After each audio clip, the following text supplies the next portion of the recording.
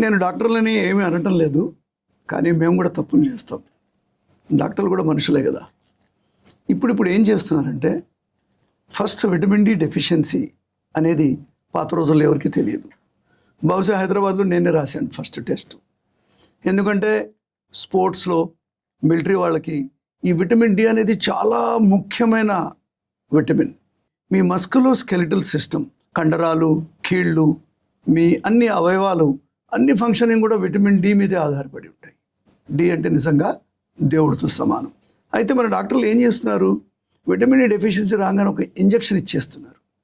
ఆ ఇంజెక్షన్లో ఎంత ఉంటుంది, 6 లక్షల యూనిట్లు ఉంటాయి. అది ఒక మంచి ప్రాక్టీస్ కాదు.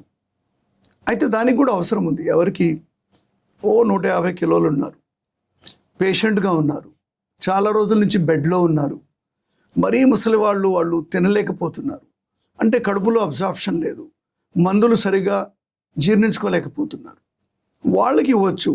కానీ ప్రతి ఒక్కరికి ఈ ఇంజెక్షన్ ఇవ్వడం అనేది మంచి పద్ధతి కాదు.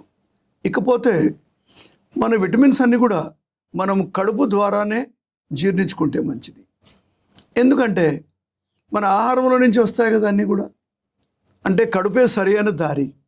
మనము ఇంజెక్షన్ ద్వారా ఇంట్రావీనస్, ఇంట్రామస్కులర్ ఈ పద్ధతుల్లో ఇవ్వడం శరీరానికి సరి అయిన పద్ధతి కాదు.